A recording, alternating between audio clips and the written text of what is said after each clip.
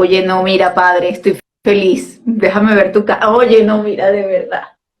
Ahora De sí. verdad que déjame decirte que estoy enamorada de tu sonrisa, te lo quiero decir.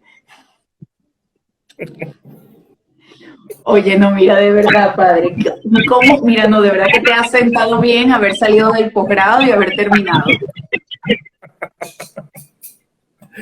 Dice, Mira, no, de verdad me está gustando, me gusta esa camisa, creo haberla visto en algún momento, me gusta la camisa también, de verdad, déjame decirte que primero te tengo que echar todas estas flores, porque lo que yo siento por Richard Serrano, mira, eso no lo siento por ninguna otra persona. Richard Serrano es una persona con un corazón de oro, de un corazón de esos que no existen, ese es Richard.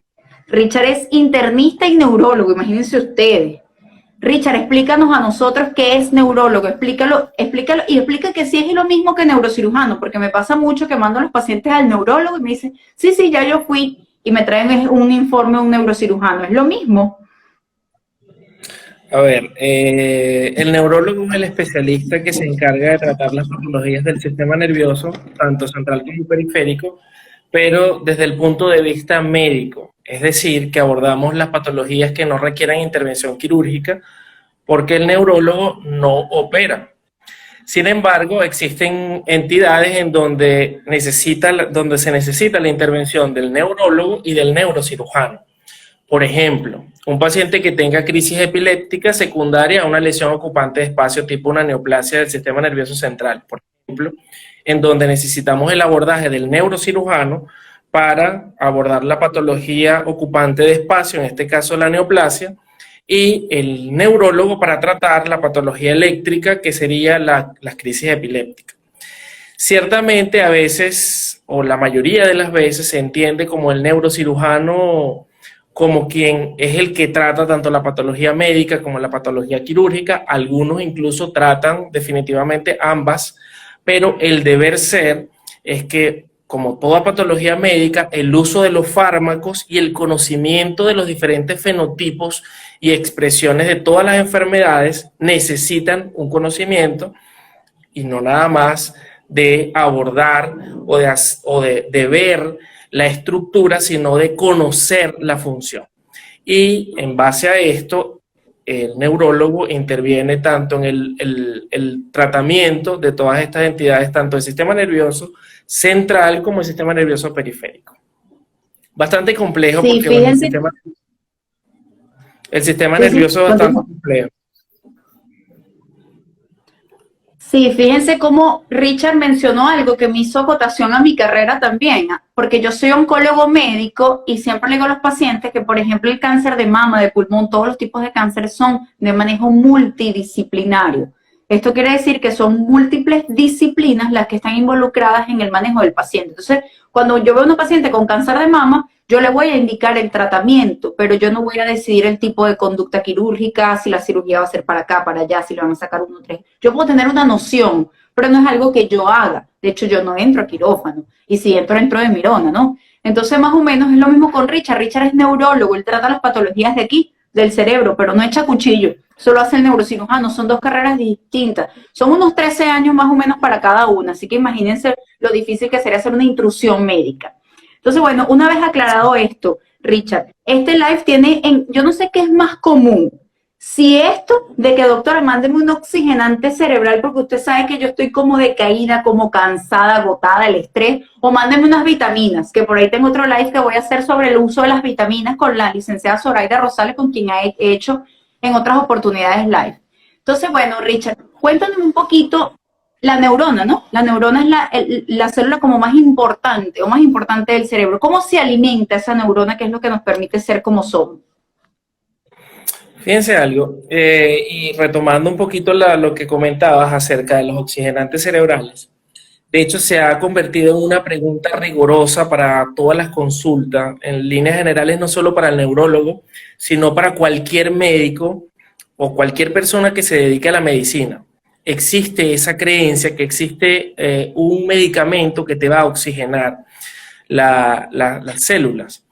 Como lo decías, la neurona, digamos que conforma parte de esa estructura o ese bloque que conforma el sistema nervioso.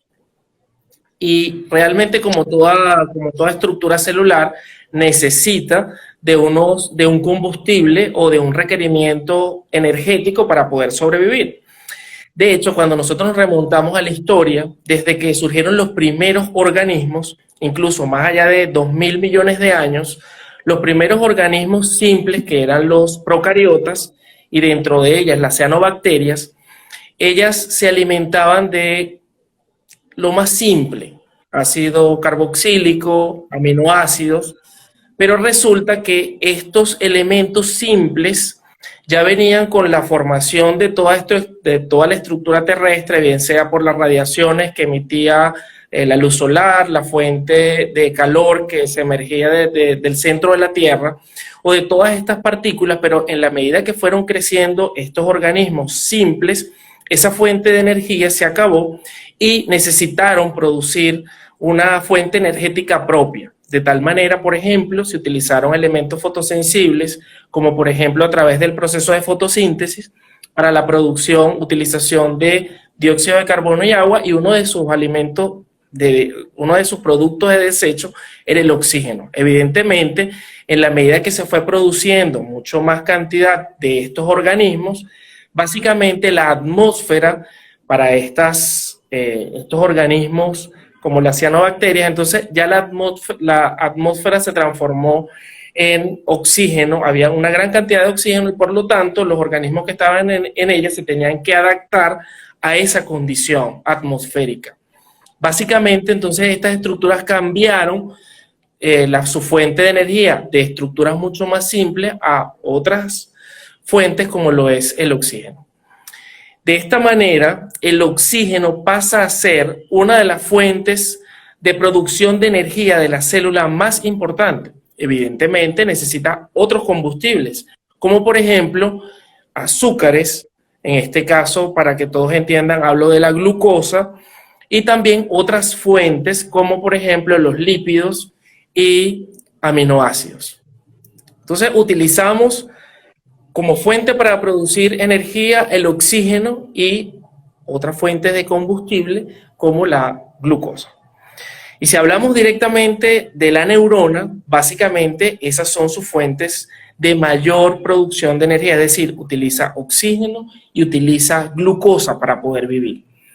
De tal manera de que hice toda esta introducción para entender que esto es un proceso bioquímico que necesita.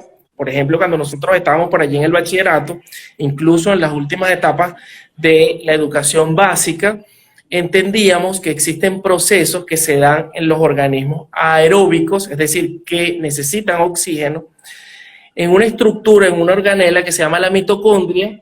Necesitamos de varios ciclos para esa producción de esa fuente de energía. Y esa fuente de energía nosotros la llamamos ATP, que es como quien dice la moneda de energía clave para todas las células. Entonces utilizamos diferentes procesos y, como les digo, partiendo desde la inhalación de ese oxígeno, el intercambio de gases a nivel pulmonar y el paso de esas moléculas de oxígeno en el autobús, que son los glóbulos rojos. Entonces, imagínenselo de esta manera: tenemos los pasajeros, que son las moléculas de oxígeno, y el autobús que transporta, que es el glóbulo rojo.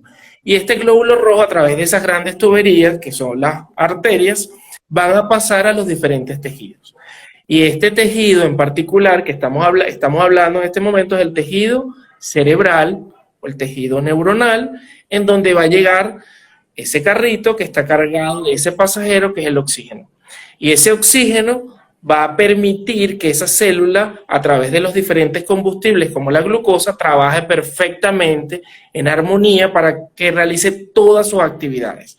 Y todas las actividades, imagínense si comenzamos a enumerar todas las actividades del encéfalo: funciones mentales superiores para el lenguaje, para la memoria, para la atención, para escribir, ¿ok? Funciones motoras, funciones sensoriales, ejecutivas y toda la integración del sistema nervioso. tanto en la recepción de la información, en el procesamiento y el envío de una señal, que como siempre la eferencia o la señal sería una respuesta de tipo motor. Entonces, ¿por qué hago esto también, esta introducción? Porque realmente es una falacia intentar explicar que todo este proceso bioquímico se lleva a cabo por un fármaco. Necesitamos de muchas cosas, la integración de demasiados procesos bioquímicos para que esto se lleve a cabo. Por lo tanto, si esa neurona o esa célula neuronal que necesita de una actividad continua, porque esto es un proceso que no para, sino que siempre se está realizando, imagínense que necesitemos de un medicamento para que eso se dé. Tendríamos que estar tomando el medicamento cada rato. Entonces, depende de todos los procesos fisiológicos normales. De tal manera que este live quiero que se centre en entender de qué manera podemos ayudar a que todo este sistema bioquímico funcione correctamente y que no depende de un fármaco, sino que depende de muchas otras cosas. Fíjense, desde que ingresa hasta que asciende y se procesa y luego ya sale toda la cantidad de desechos que se ha generado por estos procesos. Porque hay que entender que el oxígeno ciertamente es la fuente para la producción de energía, pero también el oxígeno genera partículas altamente tóxicas que también destruyen a la célula, como son los radicales libres. Y de hecho, cuando uno estudia en la evolución, estas células han tenido que adaptarse y diseñar sistemas para poder vencer todos estos productos tóxicos que generan la oxidación. Pasamos de ser seres fermentadores a ser seres oxidadores. Existen también seres, algunas bacterias que tienen una capacidad de estar en los dos contextos, tanto fermentadores como oxidadores, por ejemplo. Pero, como les decía, es un proceso que depende de muchas etapas y de muchas estructuras. Sí. Entonces, bueno, no sé. Fíjate, no, tranquilo que ahorita te vas a seguir. ¿Ya vieron la cátedra que está dando este doctor de verdad? Bueno, él fue mi R2 de medicina interna. Para el que no sabe qué es R2, es tu residente superior, porque en la medicina todo es jerarquía y sigue siendo jerarquía esto como hasta dentro de 50 años. Entonces, él estaba por encima jerárquicamente y bueno, esta cátedra yo la tenía siempre. Fíjate, voy a puntualizar unas cosas que mencionaste. Básicamente, la neurona, que es la célula principal del cerebro, tomando en cuenta que el cerebro es el órgano más importante, cumple todas las funciones, estamos, hablamos, somos, pensamos, escribimos, funcionamos de la forma que funcionamos y gracias al correcto funcionamiento, valga la redundancia, del cerebro, se alimenta de oxígeno y glucosa. Y sé que muchos de los que me están escuchando vio, por eso es que me faltaba el dulcito, doctora, usted entendió eso, al fin, me falta un dulcito, entonces no me voy a tomar el oxigenante cerebral, me voy a comer un chocolate. Y no, la glucosa no es que tú consumas algo dulce y eso se transforma en glucosa. Muchísimos otros alimentos se transforman en glucosa. Entonces, no es que necesitas consumir glucosa. De hecho, hice un live también con la nutricionista Zoraida Rosales, que ya se la he puesto 100.000 veces en la live, que el azúcar existe es para dar sabor, más nada. No tiene ningún aporte nutricional que te sirva, que te funcione. Tú lo eliminas de tu vida y no es que te va a faltar, te vas a desnutrir, el cerebro se te va a fundir, para nada, porque muchos otros alimentos son fuentes de glucosa, incluyendo la fruta.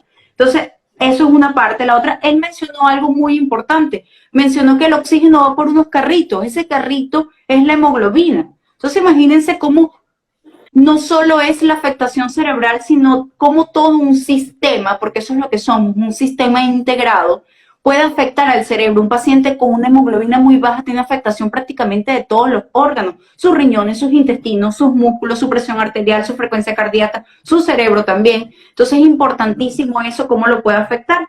Entonces, fíjate, tú mencionas que esto es integrativo. Más o menos me pasa lo mismo cuando el paciente me dice la cura contra el cáncer, ¿no? esta es la pastilla que va a curar el cáncer. Y digo, es que el cáncer es un proceso muy, muy, muy, muy complejo que tiene muchas aristas y lo comparo así. ¿Tú te imaginas que existiera una pastilla con la que tú pudieras criar a tu hijo y que todo saliera perfecto? No, ¿verdad? Porque la crianza de tu hijo depende de tu papá, de tu mamá, de ti, de tu esposo, de si tenías o no tenías, de si lo enviaste a la escuela, dónde estudió, con quién se juntó, consumía droga, no consumía droga, depende de muchos factores. No es una pastilla que te va a alivianar todo. Entonces, ¿cuáles son todos esos procesos que me dices que el cerebro tiene para llegar a tener el oxígeno? Hay algunos que los afectan, de repente tal vez fumar, de repente ser obeso, de repente comer mal, afecta todo eso.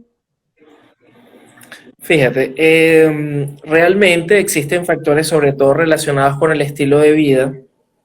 Ciertamente, cuando tenemos como acabas de comentar, los carbohidratos, el consumo de grasas saturadas y grasas trans, el no hacer ejercicio, el sedentarismo, evidentemente todas esas condiciones afectan el proceso, porque ya te comentaba, todo parte desde que ingresa esa partícula de oxígeno, esa molécula de oxígeno al organismo y obviamente aprovechar esa molécula a nivel de los diferentes órganos y tejidos, porque todo este sistema bioquímico no solamente se da a nivel celular neuronal, sino que todas las células de nuestro organismo que conforman aparatos y que estos aparatos conforman a su vez sistemas, dependen de este mecanismo bioquímico. Ciertamente, volvemos otra vez al punto de que existen factores de la vida cotidiana que entorpecen este mecanismo o esta parte bioquímica. Y allí entramos a la parte de la alimentación, que es sumamente fundamental. Si no tenemos una alimentación adecuada, a veces ni siquiera nosotros como médicos damos el ejemplo, que somos los primeros en consumir comida chatarra, comida rica en grasas, comidas ricas en carbohidratos, bajas en grasas que nos pudiesen traer mejores beneficios a nuestra salud. El cigarrillo, el consumo de bebidas alcohólicas, y hay que tener mucho cuidado con el consumo de bebidas alcohólicas porque, bueno, ciertamente existen algunas, por ejemplo, el uso de vino, el consumo de vino, por ejemplo, ya se sabe que mejora la salud cardiovascular, pero evidentemente en una concentración adecuada. Pero evidentemente si yo lo que tengo es una vida de excesos en las cuales tengo una dieta totalmente desbalanceada, que consumo alcohol, que tengo todas estas cantidades de cosas que empeorarían que estos procesos bioquímicos se lleven a cabo, entonces voy a deteriorar mi condición o ese metabolismo neuronal. Sí, fíjate que es importantísimo que yo siempre veo al paciente muy preocupado por la patología de cáncer, que obviamente, ¿verdad? Existe un alto riesgo de que el paciente presente la enfermedad, de que venga con una enfermedad avanzada, pero no ven con tanto temor lo que es la diabetes o la hipertensión.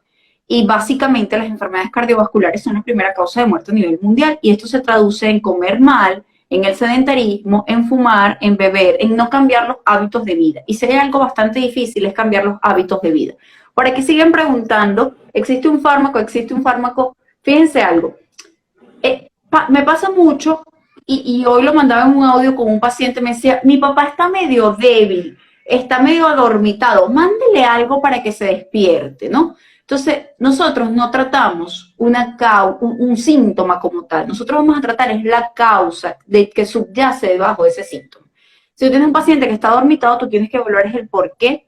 Si de repente es una baja de tensión, entonces ¿qué le voy a mandar? Algo para que se despierte o le voy a subir la tensión. O si es una subida de azúcar, o si es una baja de azúcar, o si de repente es un trastorno del sodio, del potasio, de los electrolitos, o si es una deshidratación, o si es un ACV, o en el caso de los pacientes, si es una lesión a nivel cerebral, llámese una metástasis cerebral. Entonces, tú tratas la causa que subyace. Igual cuando un paciente tiene fiebre, tú le puedes dar acetaminofén, evidentemente va a bajar la fiebre. Pero si la fiebre es por una infección de orina, mientras no trates la infección de orina, va a seguir con fiebre.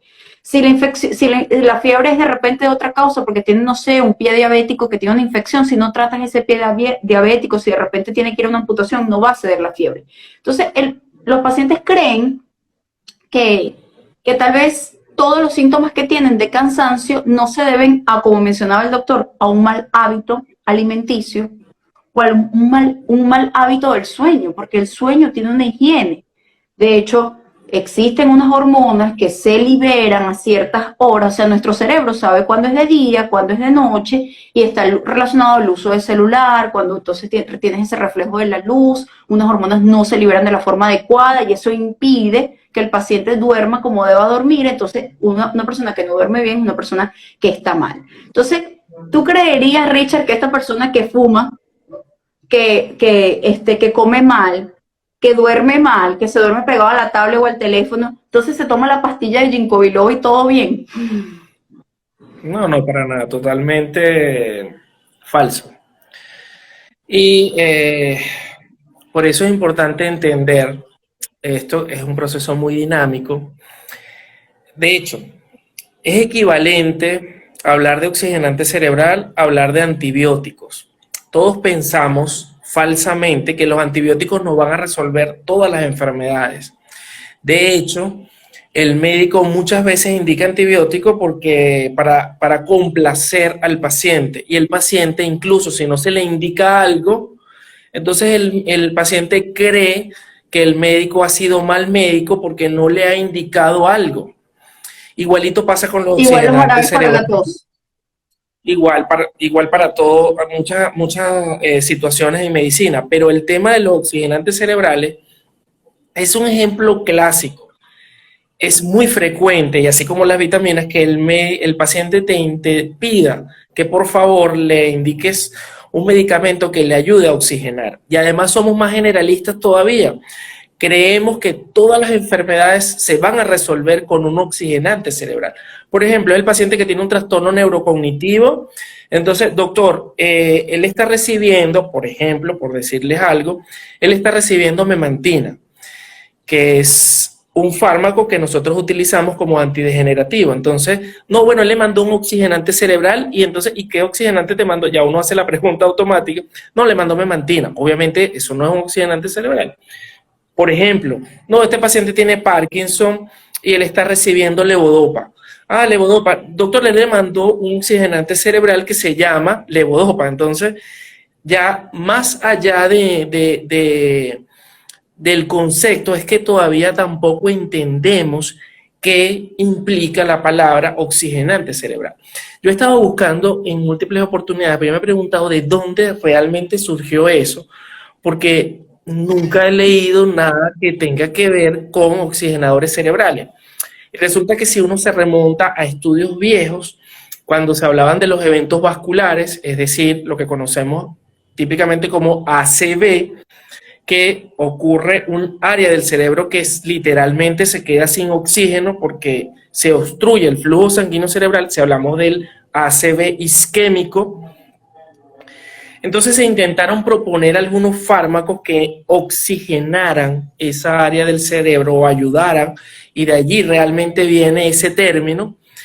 Pero básicamente estos fármacos, por ejemplo, fármacos que ayudan a que el vaso sanguíneo se dilate y aumente el flujo sanguíneo cerebral, y si aumenta el flujo sanguíneo aumenta la cantidad de sangre y de oxígeno, en teoría.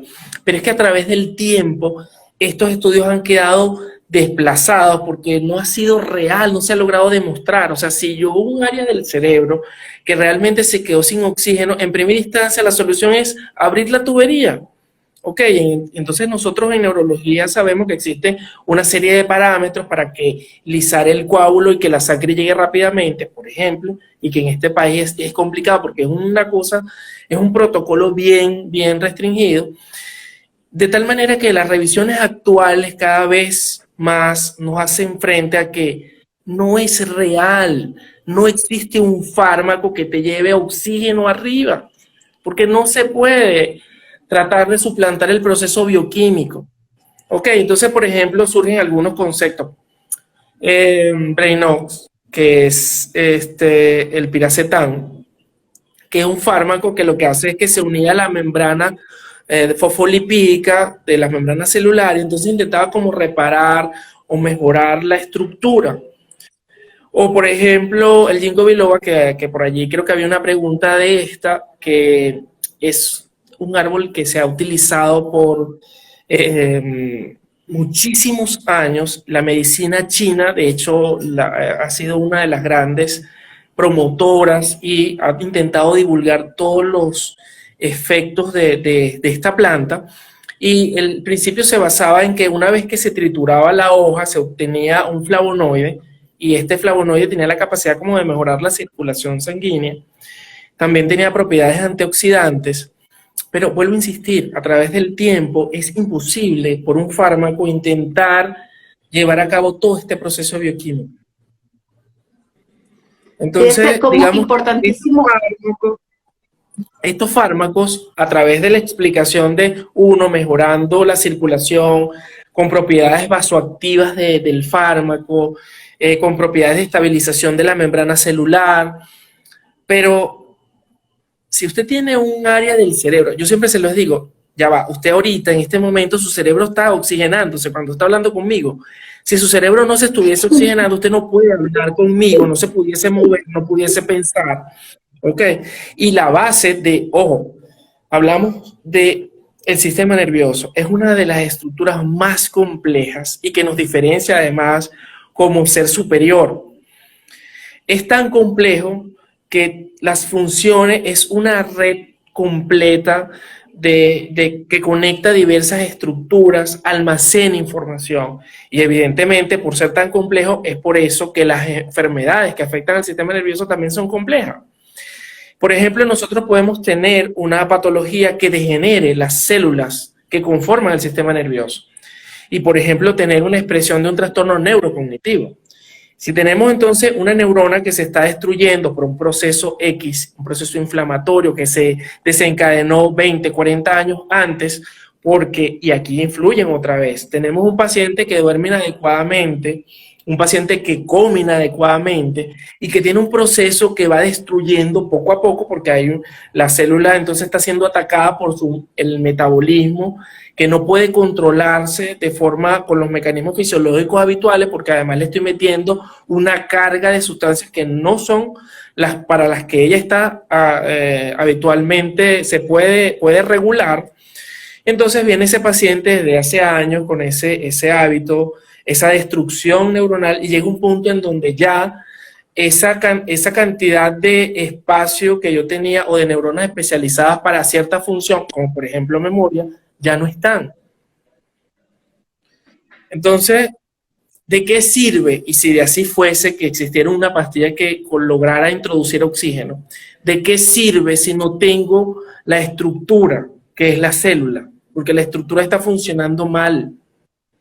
Porque ya la he condicionado durante muchos años a que funcione mal.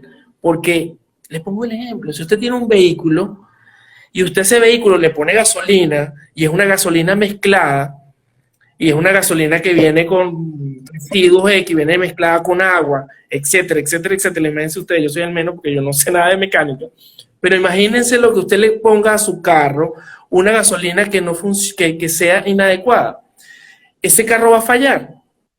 Exactamente lo mismo que pasa con las células. Si usted a la célula la recarga de un combustible que es inadecuado, como por ejemplo grasas trans, grasas saturadas, carbohidratos, full carbohidratos, evidentemente esa neurona va a funcionar mal o esa célula va a trabajar mal. Sí, de hecho, fíjense que, como menciona, muy importante, la estructura neuronal y su función, o sea, de nada sirve eso que menciona.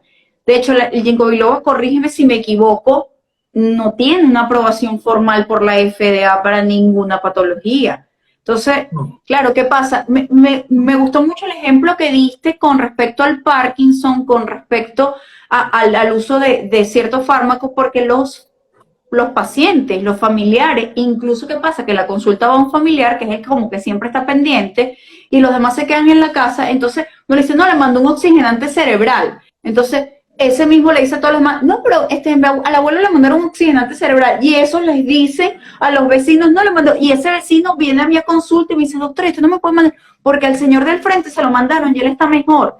Claro, porque es el término que manejan, pero en realidad no es un oxigenante cerebral lo que se utiliza. Fíjate, como el doctor nos dice que se remonta a cuando ocurre una ACV, que definitivamente una parte del cerebro deja de percibir oxígeno y eso conlleva un daño. Entonces los medicamentos que se hacen es para restaurar ese flujo sanguíneo de forma adecuada. Entonces, dependiendo, que aquí es muy complejo hacerlo, dependiendo del tiempo, dependiendo de cuál tubería se dañó, si era una grande, si era una pequeña, es el área afectada y es lo que se conoce como, ay, fue leve o no fue fuerte. Entonces, por aquí mencionaban, ¿qué condiciones, para hacer una pregunta que llegue a esta, pueden ocasionar un daño permanente en el cerebro? Bueno, uno de los ejemplos fue los que ya coloqué, un evento vascular, y el evento vascular tiene varios factores de riesgo, pero por ejemplo, siguiendo en el mismo desorden metabólico, una obstrucción digamos, de esta tubería que es el vaso sanguíneo, esa obstrucción impide que llegue sangre a un área del cerebro y eso pudiese generar cambios irreversibles sobre esta zona en particular. Ese sería como el ejemplo más clásico para explicarle de una forma más genérica de un cambio irreversible en un área del cerebro. Que sería una consecuencia de esto mismo. Es que nada de esto deja de relacionarse. Todo es un continuum, ¿no? Sí, cuando el paciente me dice, pero es que él le dio, primero que no existen las enfermedades, existen personas que padecen enfermedades. Cuando una persona tiene un daño cerebral y de repente ese daño cerebral no le condiciona una discapacidad, no es que no lo tuvo, sino que fue mínimo, fue poco, se afectó una arteria muy pequeña, esa arteria solamente llevaba sangre a una pequeña parte del cerebro, esa pequeña parte del cerebro de repente estaba dedicada, era la motricidad fina de la mano, entonces por eso el paciente solo quedó con una falla y no quedó con una falla completa de todo el hemicuerpo. Entonces eso va a depender mucho de dónde estuvo el daño, qué tan grande fue, qué tanto tiempo permaneció ese daño allí. ¿Sí me escucha? Sí, te escucho. Fíjate, realmente las patologías, como te decía, realmente a veces generalizamos mucho y también varios colegas no neurólogos, a veces por la complejidad del sistema nervioso y a veces el poco conocimiento, también tienden a generalizar muchas veces las patologías del sistema nervioso. Las patologías del sistema nervioso, la etiología es múltiple, desde enfermedades inflamatorias infecciosas, inflamatorias inmunomediadas, enfermedades degenerativas del sistema nervioso. A veces el mecanismo no se conoce, pero se sabe que se comienzan a perder es como que usted tenga una pared y de pronto comienzan a perderse bloques, y cuando usted se da cuenta, casi que ya no tiene nada de pared o queda un esbozo de la pared. Entonces, las patologías del sistema nervioso son complejas, algunas como enfermedad primaria y otros síntomas que son como secuelas de esa enfermedad. Como les digo, como les mencionaba, el sistema nervioso está sistematizado de tal manera que cada área tiene una función, pero más allá de que cada área tenga una función, es que las diferentes áreas se conectan un área con la otra. Por ejemplo, la manera en la que yo pueda mover, por ejemplo, yo escribo, ok, pero yo tuve que tener inicialmente un aprendizaje, ese aprendizaje se almacenó y yo cuando necesito, esto yo no lo pienso, sino que yo voy a esa área del cerebro donde están los movimientos aprendidos para yo agarrar el lápiz y yo ejecutar la acción. ¿Ok? Y así para cualquier otra función, por ejemplo, el lenguaje y múltiples funciones. Entonces, no generalizar, no todas las patologías, realmente las patologías del sistema nervioso no es por una falta de oxígeno, excepto los ejemplos que les colocaba de los eventos vasculares, en donde sí, efectivamente ocurre un cese del flujo de sangre no hay oxígeno, la célula comienza a trabajar en un estado anaeróbico, se comienza a producir una serie de sustancias tóxicas y la célula comienza a destruirse. Hay otras células que están cercanas a esa área que se pueden salvar y básicamente en base a eso intentamos manejarnos en cuanto al manejo de este paciente. Pero existen otras enfermedades donde, por ejemplo, el Parkinson, una enfermedad degenerativa que tiene múltiples factores de riesgo, el paciente tiene un trastorno motor porque el paciente está lento, está rígido y el paciente está tembloroso. No siempre todo paciente que tiembla es una enfermedad de Parkinson, pero, por ejemplo, para dar las características clásicas. Esta es una enfermedad donde no es que se queda sin oxígeno, sino es que comienza a degenerarse por un proceso. Hay múltiples etiologías y no es el objetivo de este live, pero existe diversos mecanismos para las enfermedades. Entonces, en primer lugar, entender que no podemos generalizar todos los fármacos como oxigenadores, que el concepto oxigenador realmente, un fármaco oxigenador no existe, que necesitamos de otra serie de cosas que sí podemos hacer nosotros. Por ejemplo, ¿cuál es, y si utilizamos la palabra oxigenador, cuál sería la actividad o qué sería lo que tenemos que hacer para realmente mantener nuestras células sanas? El ejercicio, la actividad física es la que realmente ha Ese sí es el demostrado, mejor. realmente esa es la que ha demostrado ser efectiva para mantener con buena vitalidad a esa célula nerviosa.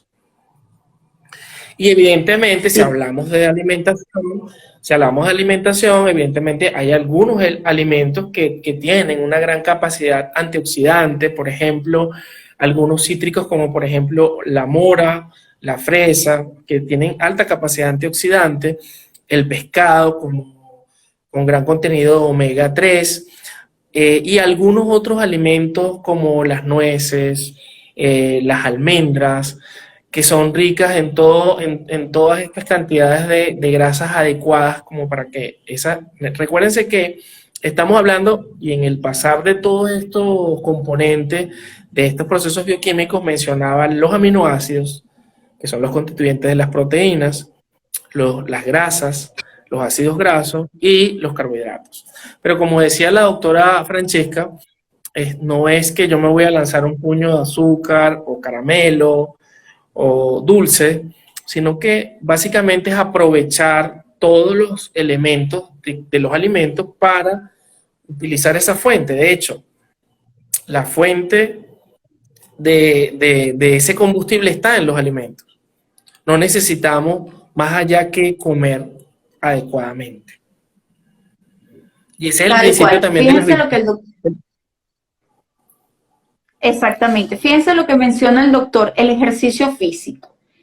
Yo les voy a decir algo porque los pacientes siempre es como que, bueno, yo tengo esta pelotita en la mama, pero una paciente me dijo, bueno, yo tenía el pezón medio retraído, pero como yo, sabe que yo me la paso con mis amiguitas del edificio y todas, porque era una señora como 80 años, ella lamentablemente falleció, me dijo, pero todos tenían el pezón retraído, doctora, así que eso es lo normal. No es lo normal. Si usted tiene un síntoma de cualquier tipo, usted tiene que ir al médico. Eso es así. Si usted siente que usted tiene un problema de memoria, si usted siente que ya usted no es la misma persona de antes, si usted siente que se está cansando, que va a mover el brazo y no lo puede mover igual, que no tiene la misma destreza, que no tiene, usted tiene que ir al médico. No se puede automedicar, no es que falte un oxigenante cerebral, que ya escucharon que no existe ningún medicamento que lleve oxígeno al cerebro. No es falta de azúcar, no es falta de azúcar. No es que entonces a todos nos está dando lo mismo, entonces por eso, porque el COVID después dejó esa secuela, entonces eso es así. No, si usted tiene un síntoma, usted tiene que ir a un médico. Usted no sabe cuál médico ir, vaya a un médico general. Que un médico general, cualquier médico general, está en la capacidad de, si no sabe, aunque sea referirlo al especialista que debe. Y si no, vaya a un médico internista, porque no, cada paciente es distinto, cada paciente es único, cada paciente es diferente.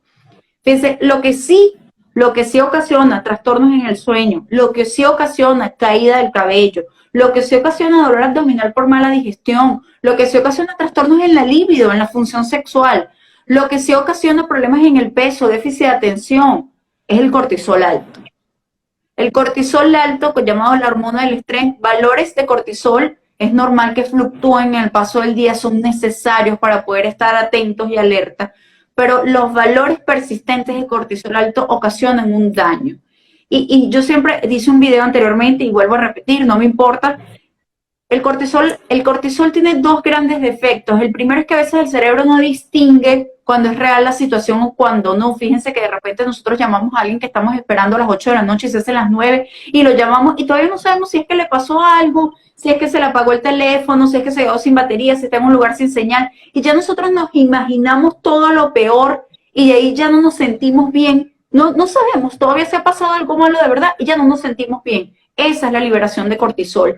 Entonces ya después nos enteramos, la persona llegó, se había quedado sin pilas, X le pasó, no sé, no tenía señal. Y cuando por fin se comunicó, nos quedamos tranquilos, pero algo queda allí como que ya estoy tranquila, pero wow, fue un susto, me quedó ese sustico, ese huequito aquí en el estómago, en el pecho, que persiste incluso durante 8 horas. Entonces imagínense, si estamos haciendo pensamientos negativos a cada rato, cada 8 horas vamos a estar liberando cortisol, entonces el cortisol lo vamos a tener súper alto y eso se altera mucho. Entonces, más que el oxígeno, ¿qué baja los niveles de cortisol? Además de comer bien, el ejercicio físico. El ejercicio físico baja los niveles de cortisol. Por aquí un paciente que se llama Nelson me comentó, el mejor oxigenante cerebral es eliminar las personas negativas de tu vida. Me encantó ese comentario. Y por cierto, siempre se me olvida, pero me gustaría saludar a todos los que están conectados, a Diusdeli, a Yadira, a Onco Radioterapia, la mejor radioterapeuta del mundo. Le invito a que la sigan, Onco Radioterapia, a Irama, al excelentísimo, único e inigualable doctor Julio Duque, reumatólogo, un profesor destacado, a Juan Carlos Alvarado, que está por aquí. Hola, ¿cómo estás, Juan Carlos? Mira, a Sandra, a Amapola, saludos a María Domingo. Bueno, aquí hay muchas personas más. Mirella, gracias por conectarte. Nelson, por aquí está el que me hizo el comentario. La Popular TV, gracias. Manuel Serrano, mira, el doctor Manuel Serrano, de verdad, siempre presente en los lives. Josafa, gracias. Espacio Chic, que siempre está por allí. El doctor José Rafael Maldonado, gracias a todos los que siempre se conectan, porque de hecho no los leí, pero había una cantidad de personas ahí diciéndote qué chévere, qué calidad, qué fino. Entonces, bueno, ya aquí, aunque no pareciera, llevamos casi una hora. No sé si tú quieras de repente cerrar, decir algo más, comentar algo más, puntualizar algo más. Sí, bueno, entender comenzando con que ya dejar claro la parte de que no existe un verdadero oxigenante cerebral en medicamento, pero que si nosotros pudiésemos ayudar a que ese sistema nervioso y los bloques, que en este caso serían las neuronas y todo el conjunto de células que también forman parte de este entramado del sistema nervioso, funcionen de una mejor manera y que aprovechen ese oxígeno que llega por todo este proceso de una mejor manera. Y eso significa comer adecuadamente, de la forma... A veces uno se pregunta y uno dice, bueno, pero ¿cómo voy a utilizar un antioxidante tipo la fresa o la mora si está tan costoso? Pero existen otros alimentos, por ejemplo, el tomate es un antioxidante por excelencia. O, por ejemplo, existe algunas otras pescados que son más económicos y que pudiésemos utilizarlo para mejorar nuestra salud. Y evidentemente la actividad física no necesita de ningún sistema económico para poder hacer. Es complicado realmente, lo digo por experiencia propia, es complicado comer sano, o sea, es difícil lograr adaptarse a un sistema que te permita comer adecuadamente. Y también es difícil acoplarse a un sistema de ejercicio que te permita mantenerte saludable. Pero creo que no hay otra forma de hacerlo de mejor manera que insistir en que mejorar el estilo de vida es el mejor oxigenante, comer adecuadamente, vivir un estilo de vida saludable. Y algo sí está claro, que todas las enfermedades neurológicas tienen una base y esa base es alimentación y estilo de vida en línea general. Los pacientes que actualmente padecen un trastorno neurocognitivo severo eran pacientes que tenían una alimentación inadecuada, que dormían de forma inadecuada. Y otra cosa muy importante, el académicamente no involucrarse ni siquiera en leer.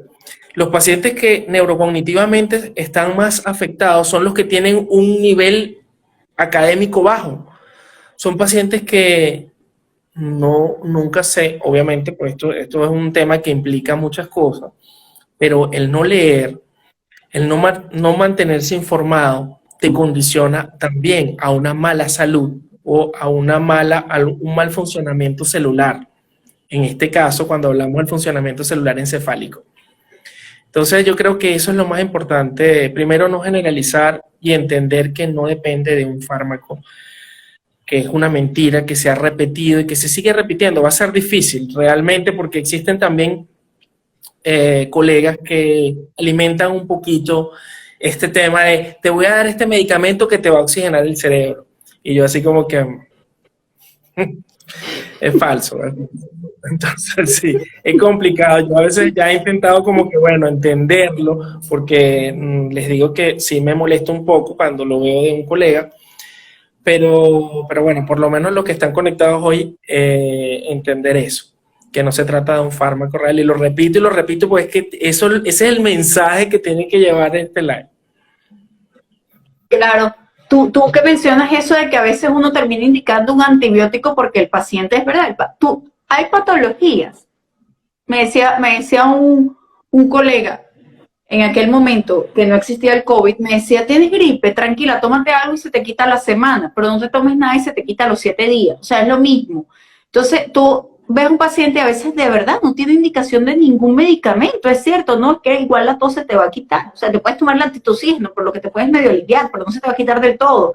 Pero el paciente se va sin un récipe, que no diga un medicamento, tiene que decir como 3, se va como que no, bueno, el médico no me mandó nada, ¿cómo es posible? Y ese paciente va a ir de médico en médico hasta que alguno le mande el antibiótico. Hasta que alguno, como tocas decir, le dice, sí, señor, tómese esta pastilla, que este es el oxigenante cerebral, y el paciente va feliz a tomarse ese oxigenante cerebral. Entonces, cuando tú mencionabas lo de comer sano, es verdad, es difícil comer sano, porque a veces yo le digo al paciente, no, come sano. Sí, yo sé, vegetales, tal. Ah, sí, entonces, no, porque si lo haces así te vas a fastidiar, por no decir la palabra, decir, bueno, ajá, ya tengo todas las semanas comiendo tomate, lechuga, pechuga de pollo, ¿no? Pero no es solo eso, hay una cantidad de cosas que se pueden hacer y por eso todas las especialidades existen. Existe nutrición clínica en pacientes oncológicos, en pacientes con enfermedades crónicas. Por ahí preguntaron que esto siempre es un espacio para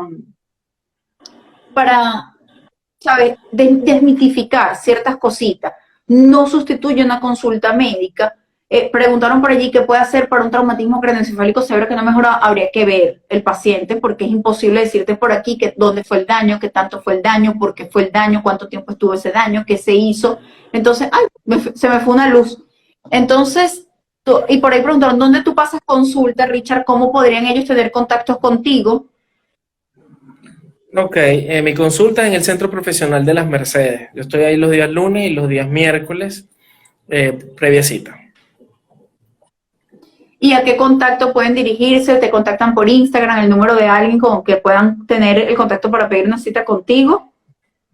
Sí, me pudiesen contactar por el Instagram y por allí yo les suministro el número de teléfono al cual se van a comunicar. Bueno, muchísimas gracias a todos. Ya son las 8:58. Gracias a todos los que se conectaron. Lamento decepcionarles y hacerles una publicidad diciéndole que cuál era el mejor oxigenante cerebral. Mira, eso fue personas que de mi WhatsApp, que yo ni sabía que tenían agenda, de que, ¿por dónde es eso? Para ya decirle a mi familia que lo vea y yo, mira, me está gustando esta gente quiere ese oxigenante cerebral. De que nos volvemos, ¿cómo es que cuando dicen que la empresa farmacéutica es muy comercial? Mira, ahí estaban como esperando ese nombre para irlo a comprar en la farmacia. Pero bueno, no, lamentablemente, lo siento, cambien el estilo de vida, lo más complejo, comer sano, hacer ejercicio, no fuma, no beba, no fume. Bueno, muchísimas gracias a todos los que se conectaron. La próxima semana tendré un live con la doctora Yalcira Guillén, quien es coloproctólogo, acerca del cáncer de ano. Ajá, cáncer de ano, que no es lo mismo que cáncer de recto. ¿Tendrá implicación el VPHI o no? ¿Habrá que vacunarse contra el VPH, sí o no? Bueno, muchísimas gracias a todos. Gracias, Richard, por compartir, de verdad, como siempre, una cátedra, un tremendo profesor, una tremenda persona. Padre, sabes que te amo con todo mi corazón, no puedo evitar decirlo aquí frente de todo el mundo, que te amo y que pases una excelente noche y gracias